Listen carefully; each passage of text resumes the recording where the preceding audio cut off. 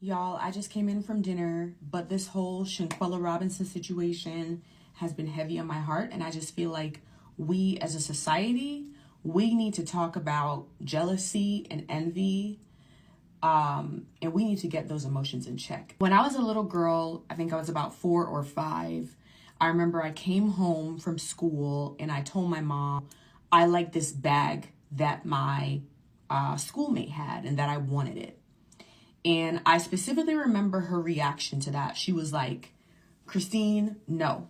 That's when I learned the 10th commandment, which is do not covet. At the time, I didn't really get it, but obviously I was just a child at the time. But I do remember just how adamant my mom was about the fact that I shouldn't desire to have things that other people have.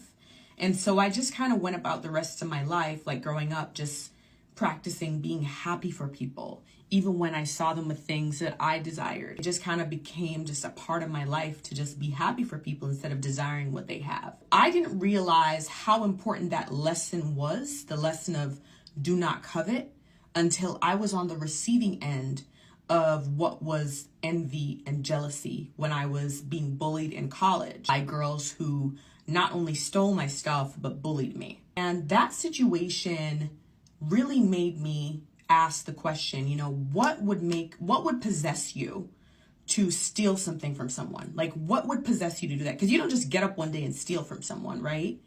You have to desire what they have in order to steal it, right? Like, there has to be some kind of motivation, right? And what would possess you to bully someone?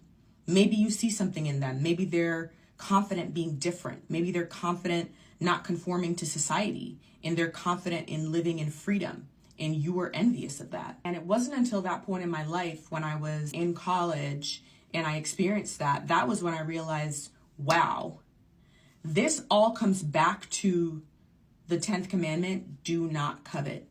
Because what does coveting lead to? What does desiring another person's possessions lead to? It's one thing to admire someone. It's one thing to be inspired by someone and be like, okay, this is a goal I want to achieve, right? But if you're just desiring what the next person has, if you're just, dwelling on what the next person has, right? You're not focused on your own lane. Listen, we all have our own lanes in this life, right? You cannot be focusing on what I'm doing and what I'm accomplishing and expect to excel in your own lane, right? We're all unique.